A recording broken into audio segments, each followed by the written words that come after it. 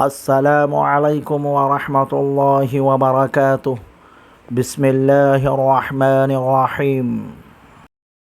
ربیع الاول کے موقع پر سیرت رسول صلی اللہ علیہ وسلم کا پیغام، اس لیے کہ سچی محبت ہو تو پھر انسان محبوب کی طرح بننے کی کوشش کرتا ہے۔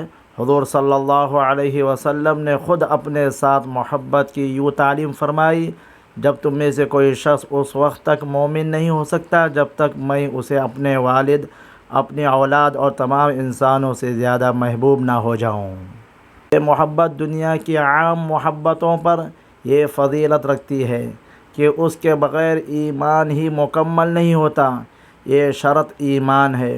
قُلْ إِن كَانَ آبَاؤُكُمْ وَأَبْنَاؤُكُمْ وَإِخْوَانُكُمْ وَأَزْوَاجُكُمْ وَعَشِيرَتُكُمْ وَأَمْوَالٌ اقْتَرَفْتُمُوهَا وَتِجَارَةٌ تَخْشَوْنَ كَسَادَهَا وَمَسَاكِنُ تَرْضَوْنَهَا أَحَبَّ إِلَيْكُم مِّنَ اللَّهِ وَرَسُولِهِ وَجِهَادٍ فِي سَبِيلِهِ فَتَرَبَّصُوا حَتَّى يَأْتِيَ اللَّهُ بِأَمْرِهِ وَاللَّهُ لَا يَهْدِي الْقَوْمَ الْفَاسِقِينَ۔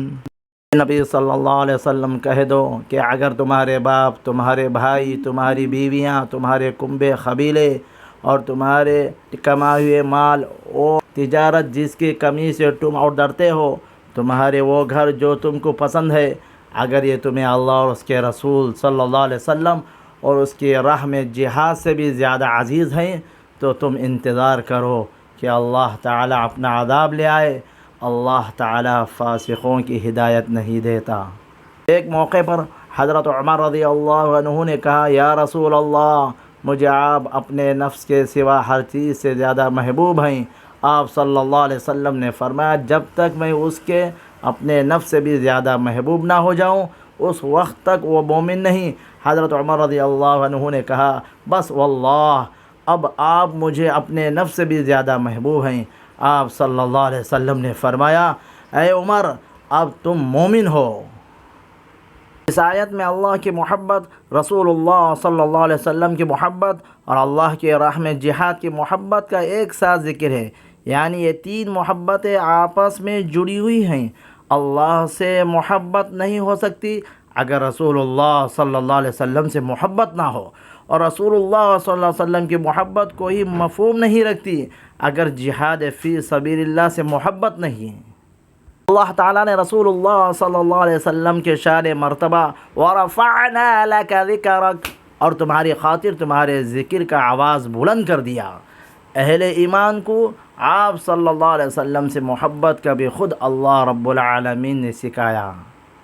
یا ایھا الذین آمنوا لا تقدموا بین یدی اللہ ورسولہ واتقوا اللہ ان اللہ سمیع علیم۔